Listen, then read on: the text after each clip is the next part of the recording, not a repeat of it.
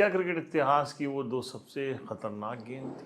दुनिया के दो बड़े बल्लेबाज जिन्होंने अपनी सारी टेक्निक इस बात में लगा दी कि सिर्फ उनको उस गेंद को प्लेट करना है, लेकिन वो दोनों गेंदें उनकी स्टंप को उड़ाती हुई चली गई। इन दो गेंदों ने क्रिकेट को जन्म देने वाली इंग्लिश टीम के वर्ल्ड कप जीतने के सपने को चकनाचूर कर दिया। वहीं ये दो गेंदें फेंकने वाले स्विंग के सुल्तान वसीम अकरम ने अपनी टीम को विश्व चैंपियन बना दिया। तारीख थी 25 मार्च 1992। जब वनडे क्रिकेट खेली जाएगी, इन दो गेंदों की चर्चा ज़रूर होगी। हम आज बताते हैं आपको कि क्या खास था इन दो गेंदों में। तो हम अपने इस खास कार्यक्रम में चर्चा करते हैं वर्ल्ड के लीजेंड क्रिकेटर्स की। आज के इस प्रोग्राम के खास आकर्षण हैं पाकिस्तान के तेज गेंदबाज वसीम अकरम। 1987 के वर्ल्ड कप में पाकिस्तान के कप्तान इमरान खान के क़यादत में उनकी टीम बहुत ही शानदार प्रदर्शन कर रही थी, लेकिन ऑस्ट्रेलिया ने उनके सपना चकनाचूर कर दिया जब उनको एक बड़े कांटे के मुकाबले में इस टूर्नामेंट से बाहर कर दिया। जब अगला वर्ल्ड कप आया, यानी कि 1992, तो पाकिस्तान के कप्तान इमरान खान की टीम के सामने बहुत ज़्यादा रुकावटें थी। जावेद मियांदाद पूरी तरीके से फिट नहीं थे, सलीम मलिक की फॉर्म चली गई थी और पाकिस्तान के सबसे तेज़ गेंदबाज यानी कि वकार यूनिस अनफिट हो गए। ऑस्ट्रेलिया और न्यूजीलैंड में खेले जा रहे इस वर्ल्ड कप के बाद इमरान खान को रिटायरमेंट लेना था और अपनी मां के लिए कैंसर हॉस्पिटल बनाना था। अब इमरान खान के लिए बेहद ज़रूरी था कि उनकी टीम वर्ल्ड चैंपियन बने, जिससे हॉस्पिटल के लिए रकम जुटाई जा सके। अब वर्ल्ड कप की शुरुआत होती है। पहले ही मैच में पाकिस्तान को वेस्ट इंडीज की टीम बुरी तरीके से पीटती है और पाकिस्तान की 10 विकेट से हार होती है। अगला मैच पाकिस्तान किसी तरीके से जिम्बाब्वे से 53 रनों से जीत लेती है। ये मैच भी पाकिस्तान के लिए आसान नहीं था। तीसरा मैच जब होता है तो पाकिस्तान की टीम इंग्लैंड के खिलाफ सिर्फ 74 रन बनाकर आउट हो जाती है। लेकिन कहते हैं ना कि जब आप कुछ ठान लेते हैं तो किस्मत भी आपका साथ देने लगती है, और यही हुआ पाकिस्तान के साथ। उस मैच में बारिश हो गई जिसमें पाकिस्तान की हार निश्चित थी और आखिर में पाकिस्तान को 1 अंक मिल ही गया। 3 मैच खेल चुकी थी पाकिस्तान और उसके पास 3 पॉइंट थे। अब अगले जो 2 मुकाबले थे वो भी बड़े रोचक थे। एक पाकिस्तान को मैच खेलना था भारत से और दूसरा मैच उसका था साउथ अफ्रीका से। भारत से जैसे कि हमेशा होता है वर्ल्ड कप में, पाकिस्तान 43 रनों से हार गई और अगले ही मैच में 20 रनों से उसको हार का सामना करना पड़ा साउथ अफ्रीका से। अब 5 मैच हो चुके थे, पाकिस्तान के पास पॉइंट थे सिर्फ और सिर्फ 3। यहाँ पे ये तय हो गया था कि पाकिस्तान की टीम इस टूर्नामेंट से बाहर होने जा रही है।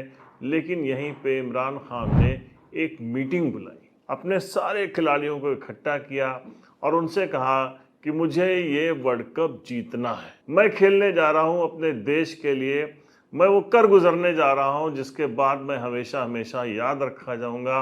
अब बाकी जिम्मेदारी आप लोगों की। इमरान खान ने अपनी टीम को बताया कि वो हार मानने वाले खिलाड़ी नहीं। अगला मैच आया ऑस्ट्रेलिया जैसी मजबूत टीम से। पाकिस्तान ने 220 रन बनाए, लेकिन ऑस्ट्रेलिया को सिर्फ और सिर्फ 172 पर रोक दिया। एक बड़ी जीत थी, बूस्ट अप थी पाकिस्तान के लिए। फिर अगला मैच पड़ता है श्रीलंका से। श्रीलंका को भी पाकिस्तान 4 विकेट से हरा देता है। अब उस टीम से उसका मैच था जो अभी तक इस टूर्नामेंट में हारी नहीं थी, यानी कि न्यूजीलैंड से। पाकिस्तान की टीम की अब जीत की भूख बढ़ चुकी थी। न्यूजीलैंड की टीम अब तक जो इस टूर्नामेंट में अपराजित थी, उसको पाकिस्तान ने इस मैच में बुरी तरीके से पीटा। सिर्फ और सिर्फ 166 रन पर उनकी टीम आउट हो गई और स्विंग के सुल्तान यानी कि वसीम अकरम ने 4 विकेट हासिल किए और उसके बाद पाकिस्तान ने ये मैच 7 विकेट से आसानी से जीत लिया।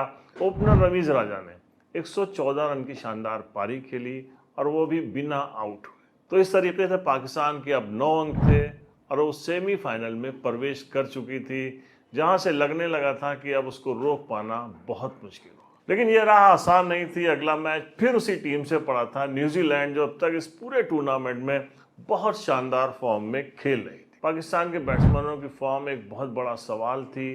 मियांदाद पूरी तरीके से टच में नहीं थे, Salim Malik out of form चल रहे थे, आमिर और रमीज़ राजा में कोई एक ही चल रहा था। और एक युवा जिसको खासकर इमरान खान अपने दम पर इस टूर्नामेंट में लेकर आए थे, इस बड़े विश्व कप में लेके आए थे, जिसका नाम तक अभी किसी ने नहीं सुना था, वो सारे मैचेस में बुरी तरीके से फ्लॉप हो रहा था, जिसका नाम था इंजमामुल हक। 21 मार्च 1992 सेमीफाइनल होना था पाकिस्तान का न्यूजीलैंड के साथ। इंजमामुल हक बीमार हो गए, उनको लूज मोशन आ रहे थे, उनका पेट बुरी तरीके से ख़राब था। मैच से पहले उन्होंने कहा कि कैप्टन मैं नहीं खेल पाऊंगा। इमरान ने उनको बुलाया और अपना शोल्डर दिखाया, जो कि बुरी तरीके से इंजर्ड था। हर मैच से पहले इंजेक्शन लेते थे, पेन किलर्स लेते थे, उसके बाद मैच खेलते थे, बॉलिंग भी करते थे। उन्होंने कहा कि तुम मेरा हाल देख लो, इसलिए तुमको खेलना ही खेलना है। अब कैसे तुम खेलोगे ये तुम्हारी जिम्मेदारी है। जो भी मेडिसिन लेना हो तुम डॉक्टर से पूछ के मेडिसिन ले सकते हो। और इंजमाम खेले और खूब खेले, ऐसा खेले कि उन्होंने पूरा मैच ही पलट कर रख दिया। पहले खेलते हुए न्यूजीलैंड ने 262 रन बनाए 50 ओवर में। कप्तान मार्टिन क्रो ने 83 गेंदों पर 91 रनों की बहुत शानदार पारी खेली, क्योंकि न्यूजीलैंड और ऑस्ट्रेलिया के विकेट्स ऐसे थे कि उस वक्त 250 का स्कोर बहुत अच्छा माना गया। वसीम अकरम एक बार फिर सबसे ख़ास बॉलर थे। उन्होंने 10 ओवर में 40 रन देकर 2 इम्पोर्टेंट विकेट हासिल किए थे। अब पीछा करना था टारगेट का। एक वक्त पाकिस्तान का स्कोर 34 ओवर में 140 रन था और उनके 4 जो सबसे भरोसे के बल्लेबाज थे, जिनमें आमिर सुहेल, हमीज राजा, सलीम मलिक और इमरान खान, वो चारों आउट होकर पवेलियन जा चुके थे। जावेद मियांदाद विकेट के ऊपर ज़्यादा तेज़ी से रन नहीं बना पा रहे। अब बचे हुए 16 ओवर में 122 रनों की ज़रूरत थी। न्यूजीलैंड के बॉलर ज़बरदस्त तरीके की बॉलिंग कर रहे थे।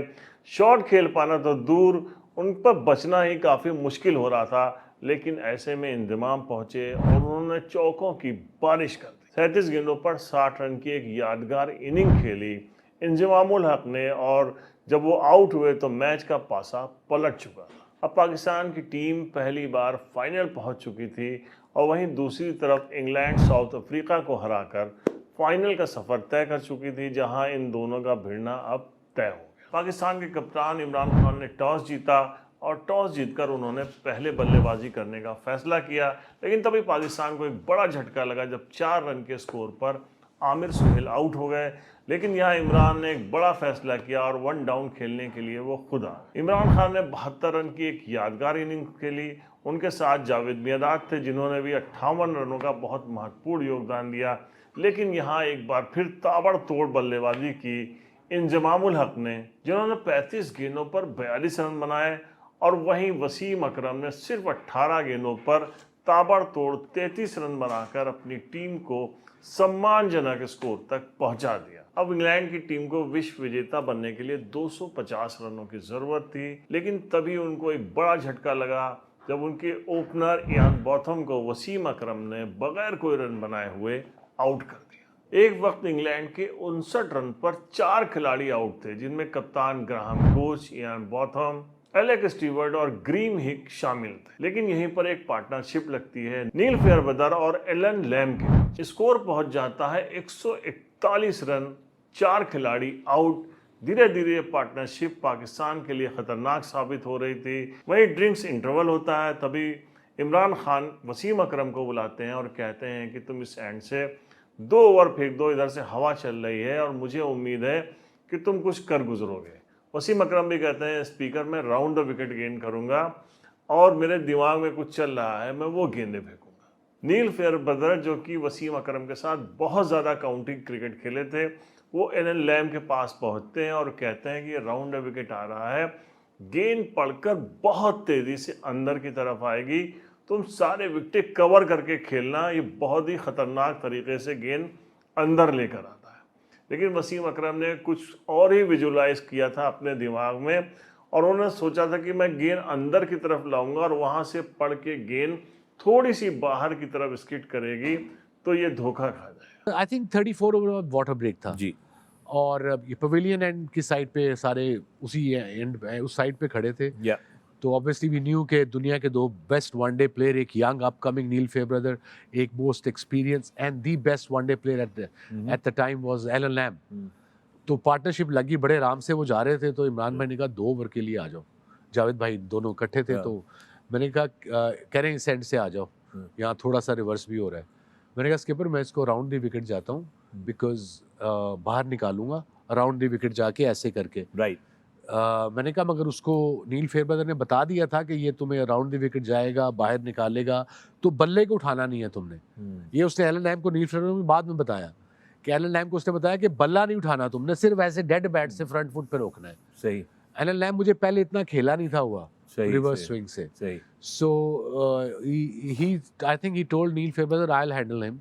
So I went around the wicket. I was like fitness में peak पे था, 24 year old young kid. I sprinted in and वो बॉल जो मेरे ज़हन में था, विजुलाइज किया था, वही वहाँ एंगल से ऐसे आया, ऐसे पड़ा, ऐसे हल्का सा बाहर निकला, वो थोड़ी सी सी रिप्ले वो शॉट खेल गया ऑन की तरफ जाए कि हल्का सा वो ऐसे गया, डेड बैट से नहीं खेला और उसका ऑफ स्टंप उड़ गया। नेक्स्ट बॉल मैं यॉर्कर करना चाह रहा था राउंड, तो इमरान भाई ने कहा कि नहीं ये तैयार होगा, यॉर्कर के लिए तैयार होगा ये, तुम इसे लेंथ बहुत अंदर लाओ, लेंथ बॉल अंदर लाओ। सही। तो वो मैंने विजुलाइज किया कि मैं ऑफ स्टंप के बाहर करूंगा, अंदर आएगा, ऐसे डंडों को लगेगा। एग्जैक्टली वही उन्होंने एलन लैम को बोल्ड किया और क्रिस लुइस जब आए तो क्रिस लुइस ने सोचा था कि गेंद पड़ने के बाद थोड़ी सी आउट स्विंग जाएगी या इन स्विंग होगी, वो कंफ्यूज था, लेकिन जो इन कटर मारा वो गेंद बाहर पड़ने के बाद इतनी तेजी से अंदर आई कि उसने क्रिस लुइस की गिल्लियां बिखेर दी। ये 2 ऐसी लगातार शानदार बॉल थी जिसे दुनिया का कोई भी खिलाड़ी नहीं खेल सकता। 141 पे 4, अब इंग्लैंड के 141 पे 6 विकेट हो चुके थे। इतना ज़्यादा प्रेशर बन चुका था कि आखिर इंग्लैंड की पूरी टीम सिर्फ और सिर्फ 227 रन बनाकर आउट हो गई और वसीम अकरम ने अपनी टीम को विश्व विजेता बना दिया, यानी कि वर्ल्ड कप चैंपियन। तो मिलते हैं नेक्स्ट एपिसोड में एक नई वर्ल्ड कप की कहानी के साथ। तब तक के लिए अपना ख्याल रखिएगा। जय।